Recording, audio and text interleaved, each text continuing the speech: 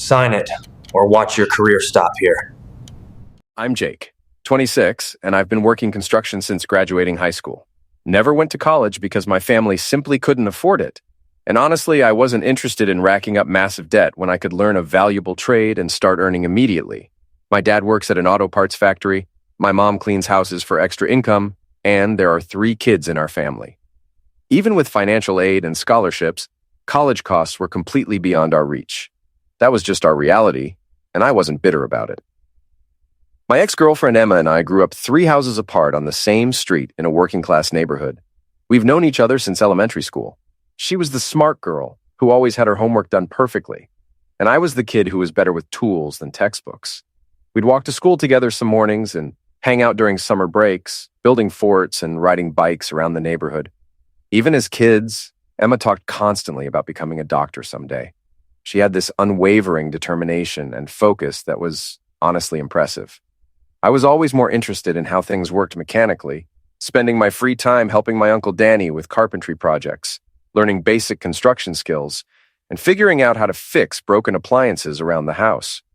We started dating when we were 15, right after finishing sophomore year of high school. The transition felt completely natural because we'd been best friends for so long. Everyone in both our families always joked that we'd end up together anyway. Emma was incredibly ambitious and driven about her future, while I was more practical and focused on learning skills that could get me a steady job right after graduation. The shift from friendship to dating was easy and comfortable. We were already spending most of our time together anyway, and now we just held hands walking to school and kissed goodnight when I walked her home. Our families approved because they'd watched us grow up together and knew we genuinely cared about each other. When senior year came around and it was time to think seriously about college, the differences in our family situations became glaringly obvious. Emma's parents had been saving for her education since she was born and had professional connections in the medical field who could provide guidance about her career path. They understood the requirements for pre-med programs and medical school applications. Meanwhile, my family's financial situation made college completely impossible. My dad's factory wages and my mom's house cleaning income barely covered our basic living expenses, let alone college tuition. Even with every grant and scholarship I might qualify for, the total cost of tuition, books, room and board, and living expenses was astronomical compared to what we could manage as a family. Instead of college, I made the practical choice to enter the workforce immediately after high school graduation. I found an entry-level position with a local construction company that was willing to train new workers from scratch. The starting pay was only $12 an hour, which wasn't much money, but I was incredibly disciplined with my finances and saved every single penny I could manage. I lived at home with my parents to minimize expenses, drove an old pickup truck that I maintained myself, and didn't spend money on anything that wasn't absolutely necessary. While my friends were going off to college parties and having the typical college experience, I was getting up at 5 in the morning to be on construction sites by 6 a.m. The work was physically demanding, but I learned quickly. Within months, I could operate various pieces of equipment, read construction blueprints, and handle the physical demands of building work. The pay was low initially, but I could see a clear path to earning more money as I gained experience and developed specialized skills. Meanwhile, Emma was laser-focused on her medical school plans, and her parents supported her dreams completely. They helped her navigate the complex pre-med requirements, study for the MCAT, and research different medical schools. But even with her parents' middle-class income, they couldn't afford to fully support Emma through medical school without taking on significant debt themselves. Medical school costs are absolutely insane. Tuition alone can easily be $60,000 per year at many schools, and that doesn't include living expenses, textbooks, medical equipment, lab fees, and all the other costs that pile up over 4 years of education. The total price tag for medical school often exceeds $200,000. Emma managed to get accepted to a decent medical school after going through the grueling MCAT preparation and application process. She was thrilled about the acceptance, but when the financial aid package arrived, it wasn't nearly enough to cover all her expenses. She was looking at having to turn down her acceptance because the gap between what she could afford and what medical school actually cost was too large for her family to bridge. When I realized Emma might lose her medical school spot because of money, I made a decision that seemed completely obvious at the time but would fundamentally change both our lives forever. I was absolutely head over heels in love with her, and couldn't bear the thought of watching her lifelong dreams die because of something as solvable as a financial shortfall. Since starting work, I had been religiously saving every dollar I could with the goal of eventually starting my own construction business. I'd been putting aside money for professional tools, a work truck, business licenses, insurance, and all the startup costs that come with going independent in construction. It wasn't a huge amount by medical school standards, but it represented everything I had worked for since graduating high school. I decided to sacrifice my own business dreams and use all my savings to help cover Emma's medical school expenses. I genuinely believed this was an investment in our future together as a couple. Once she became a doctor and started earning a physician's salary, we'd both benefit from her success. And maybe then I'd have the resources to start my own business. What began as helping with her living expenses and textbooks quickly escalated into something much bigger and more expensive than I had anticipated. Medical school tuition was incredibly high, and the cost of living in the city where her school was located was substantially more than what Emma could handle on her own, even with my financial help. I wasn't just paying her monthly rent and buying groceries. I also ended up covering her car insurance, cell phone bills, medical equipment purchases, and countless other expenses that seemed to pop up constantly. Every semester brought new costs: lab fees, clinical rotation expenses, medical board exam fees, and specialized equipment requirements. The financial demands became truly overwhelming when I ended up co-signing several of Emma's private student loans because her credit score wasn't established enough to qualify on her own, and her parents had already borrowed as much as they could responsibly handle. Co-signing those loans was a massive financial commitment for someone making construction wages. I became legally responsible for tens of thousands of dollars in debt if Emma couldn't pay them back after graduation. But I believed completely in our love and our future together. This level of financial support was honestly difficult for me to maintain on a construction worker's salary, but I believed in us above everything else. Emma told me countless times that we would be together forever, that she'd never forget what I was doing for her education, and that we were building something that would last our entire lives.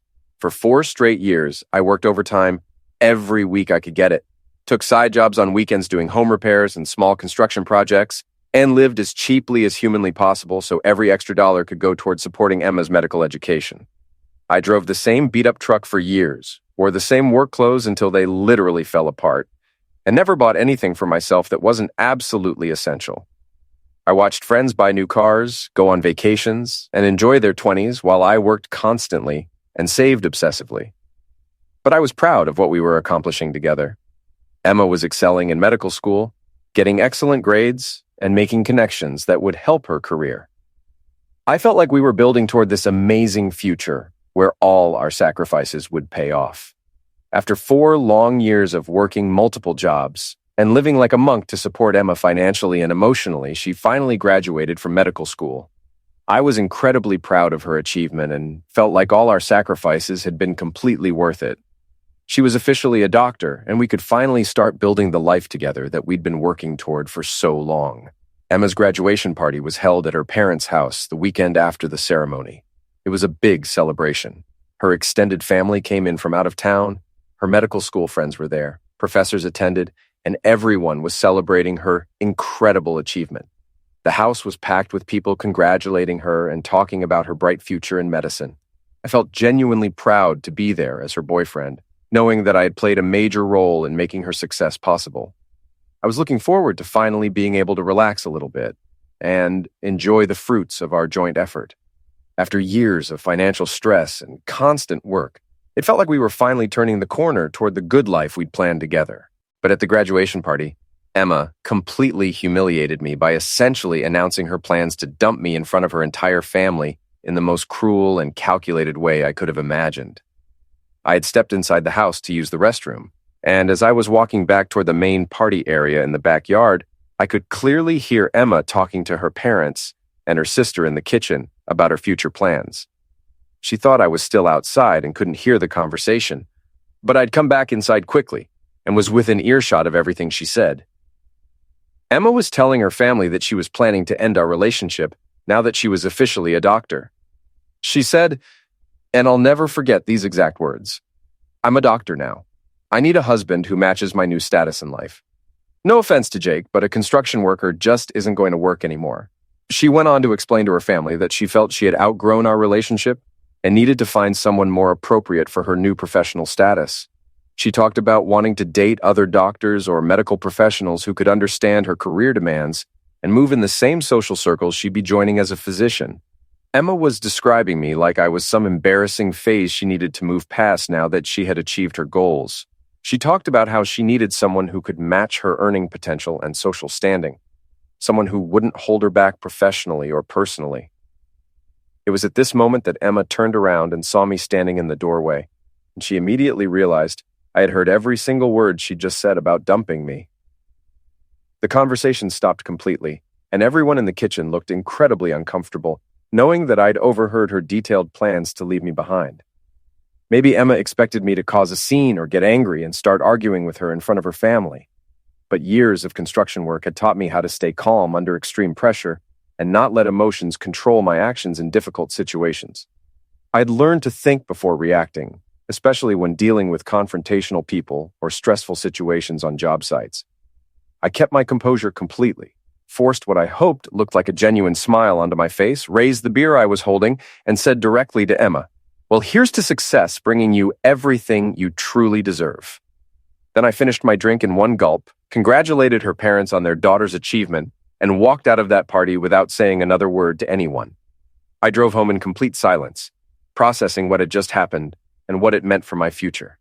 8 years of relationship, 4 years of financial sacrifice, and this was how it ended, with me overhearing her casual dismissal of everything we'd built together because I wasn't good enough for her new life. In the days immediately following the graduation party, Emma didn't call or text me at all. It was like our 8-year relationship had ended completely at that moment, when she saw me in the doorway. She made no effort whatsoever to apologize, explain herself, or even acknowledge what had happened between us. I wasn't completely surprised by her silence, but it still hurt deeply to have someone I'd loved and supported for so many years just disappear from my life without any real conversation about what we'd meant to each other. It felt like she'd systematically used me to get through medical school and was now discarding me like I'd never mattered at all. About a week after the graduation party, I received a phone call that would change everything and give me the opportunity I never knew I was waiting for. The loan servicer and financial verification officers connected to Emma's medical licensing process reached out to me directly because they needed specific information and documentation related to the private loans I had co-signed during her medical school years. They explained that, as part of the standard medical licensing process, they needed co-signer confirmation for several things: proof of my current income and financial stability, contact verification to make sure I was still reachable and legally bound to the loans, and formal acknowledgement that I was still responsible for the loan obligations Emma had taken on. This was apparently standard procedure for new doctors who had co-signers on their educational loans. The medical board and licensing agencies wanted to make sure that all financial obligations were properly documented, and that there were no irregularities that could affect a new doctor's ability to practice medicine legally. I didn't immediately respond to their requests for information and documentation. After what Emma had said at her graduation party, I wasn't feeling particularly obligated to jump into action just because she needed my cooperation to move forward with her medical career. I took some time to think carefully about the situation and what my options might be. Legally, I was still completely responsible for the loans regardless of our relationship status. That hadn't changed. But that didn't mean I had to make things easy for someone who had just publicly humiliated me and thrown away years of love, support, and financial sacrifice like it meant nothing. It quickly became apparent that Emma had suddenly realized she'd made a serious mistake in how she'd handled our breakup. She couldn't get rid of me as cleanly as she'd thought because my active cooperation was required for her licensing process to move forward. Without my prompt response to the verification requests, her loan refinancing was stalling, which meant her financial clearance for her medical license was being held up indefinitely. This was going to create a genuinely serious problem for Emma's career launch. She might have successfully graduated from medical school and earned her degree, but she couldn't actually practice medicine or start her residency program without completing the full licensing process and meeting all the financial clearance requirements. At first, Emma sent me a casual text message. "Hey, I think you got a call from some board about my loan paperwork. Can you please call them back when you get a chance?" She was trying to sound completely normal and friendly, like absolutely nothing had happened between us at the graduation party. When I didn't respond to that first text message, she sent another one the next day. "This is actually pretty urgent. I really need you to confirm the loan information with the verification office. It's holding up my licensing process, and I need to get this resolved." Her tone was becoming noticeably more direct and anxious with each message. Then the phone calls started one after another as the deadlines for her paperwork were rapidly approaching, and Emma's tone shifted dramatically from polite and casual to desperate and panicked because her entire career launch depended completely on my signature and cooperation. I could tell from her increasingly frantic voicemails that she was starting to fully understand the position she'd put herself in. She had assumed she could just walk away from our relationship without any consequences whatsoever. But now she was realizing she still needed me for something absolutely critical to her future. I didn't scream at her or insult her when she called. I simply decided to wait and see exactly how desperate she would become before I made my next move. I had all the power in this situation for the first time in years, and I wanted her to fully understand and appreciate that fact. Every single hour that I didn't respond to her calls and texts was another hour of pure panic for Emma. She was probably imagining her medical license being delayed indefinitely, her residency position being given to someone else, and having to spend months or even years restarting the entire licensing process from scratch. When I finally did pick up the phone after letting her call desperately for several days, my words were calm and completely measured. "You know, it's funny, Emma. Last week you told your whole family that you didn't need me anymore because I'm just a construction worker who isn't good enough for your new life. But now you're calling me nonstop, practically begging for my help. What exactly changed in the last week?" Emma immediately started rambling frantically about how she really needed me to please confirm the loan information with the servicer so her licensing could move forward without any further delays. She tried to act like the conversation at her graduation party had been some kind of misunderstanding or poorly worded joke that I had taken way too seriously. She explained in detail that the medical board was requiring all co-signers to verify their current information as part of standard procedure, and without my immediate cooperation, her entire licensing process was on hold indefinitely. Emma begged me to call the verification office back as soon as possible and provide whatever documentation they needed to clear her financial background check. I listened patiently to everything she had to say, and then I told her very calmly that I would be completely happy to confirm the loan information with the servicer, but only after we reached a formal written agreement about her repaying me for all the money I had invested in supporting her through medical school over the past 4 years. I explained that since she no longer wanted me in her life and had made it crystal clear that she felt I wasn't good enough for her new status as a doctor, it seemed completely fair and reasonable that she should pay me back for the substantial financial investment I had made in her education when I thought we had a future together. Emma was desperate enough at that point to agree to almost anything I proposed. She knew that if she refused my terms, she would have to find a completely new co-signer and restart the entire loan verification process, which would cost her months of delays and waste all the money she'd already paid for the current application process. So she immediately agreed to my demand for full repayment, probably thinking it was a reasonable price to pay to get her medical license sorted out and start earning a doctor's salary. Emma said she would definitely pay me back everything I had contributed to her education once she got her licensing completed and started working as a physician. I told Emma that I would absolutely need our repayment agreement in writing with proper legal documentation before I would even consider contacting the loan servicer on her behalf. I wasn't about to trust someone who had just tried to discard me like garbage. I hired a lawyer, and we worked together to calculate exactly how much money I had contributed to Emma's education over the 4-year period. We included direct tuition payments I had made, living expenses I had covered, loan payments I had made on her behalf, and even opportunity cost calculations with reasonable interest rates for the business I had delayed starting. The total amount was substantial. When we added everything up properly, Emma owed me over $127,000 for her medical education. We worked out a specific payment schedule that my lawyer assured me would be legally enforceable.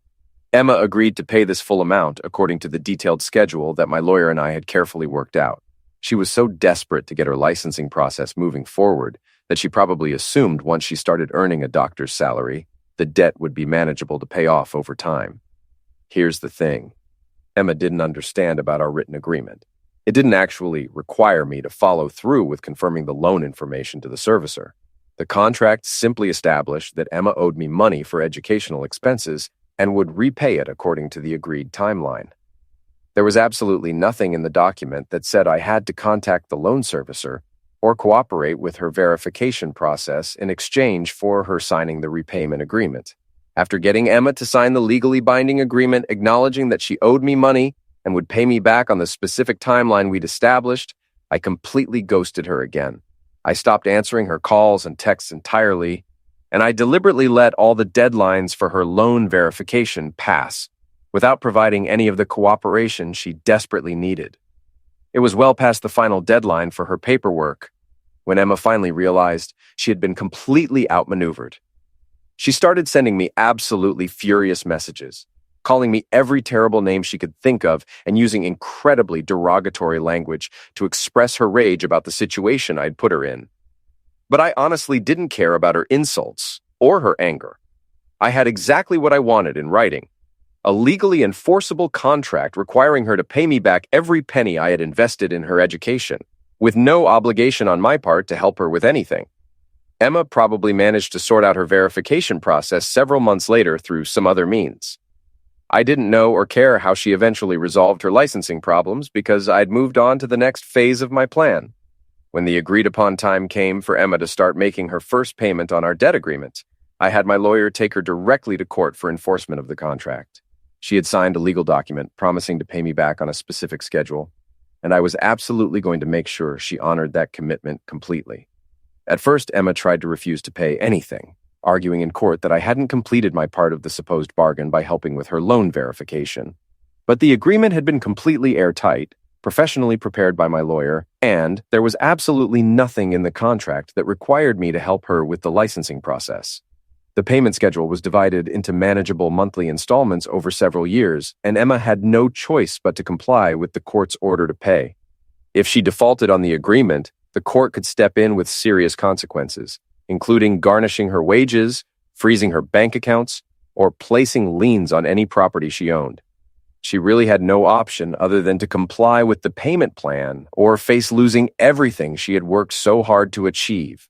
The court system doesn't mess around when it comes to enforcing legally binding financial agreements. Looking back on this entire situation, I learned some incredibly valuable lessons about relationships, money, and self-respect. The biggest lesson was that you should never sacrifice your own dreams and financial security for someone who sees you as temporary or disposable. I also learned that actions always have consequences, and people who think they can use others without any accountability are usually wrong. Emma thought she could take my money, my support, and my love for years, then discard me when she no longer needed me. She found out the hard way that some relationships aren't just things you can walk away from without any ongoing obligations. Most importantly, I learned to focus on myself and my own goals first. I'm back to working towards starting my own construction business, but this time, I have a substantial amount of money coming in every month from Emma's court-ordered payments. The money she's paying me back is directly funding the dreams I had to put aside to support her education. I'm honestly not bitter about what happened anymore because ultimately, it taught me exactly who Emma really was and saved me from wasting even more years with someone who never truly valued what I brought to our relationship. Some people will always think they're better than others based on job titles or income levels, but character matters infinitely more than credentials. The construction work that she thought made me unworthy of her new life as a doctor has actually given me skills, discipline, and opportunities that many college graduates never get. I'm building something real and valuable with my hands and my mind, and I don't need anyone's approval or validation to feel good about the choices I've made. Sometimes the best revenge really is just living well and letting people face the natural consequences of their own decisions. Emma wanted to use me and then throw me away like trash, but she discovered that actions have lasting consequences that can't be avoided just because you have a medical degree hanging on your wall. Those phone calls from the medical board that started this whole chain of events taught both of us that you can't just erase people from your life when they become inconvenient, especially when money and legal agreements are involved. Some connections and obligations continue long after the relationship ends. I'm genuinely grateful for everything that happened, because it showed me what I'm truly capable of when I stopped putting other people's dreams ahead of my own. Emma may be a doctor now, but I'm the one who's actually free to build the life I want without worrying about someone using me and then discarding me when something better comes along. Every month, when Emma writes that check to her lowly construction worker ex-boyfriend, she's reminded of exactly what happens when you treat people like they're disposable. And every month when I deposit that check, I'm building toward the independent business I always dreamed of, funded by someone who thought she was too good for me. The payments will continue for 6 more years. 6 years of monthly reminders that actions have consequences. I've used some of her payments to buy professional-grade tools, invest in a newer work truck, and start building a client base for residential construction and renovations. I'm specializing in custom carpentry and home additions, work that pays significantly more than general construction labor. Emma's monthly payments have essentially given me the capital injection I needed to fast-track my business development by several years. The most satisfying part isn't even the money. It's knowing that she has to live with the consequences of her choices every single month. She wanted to upgrade to someone more worthy of her status, but instead she's stuck paying the guy she discarded. I heard through mutual friends that she's been telling people I trapped her with the loan situation. But everyone who knows the real story just shakes their head at her sufferer mentality.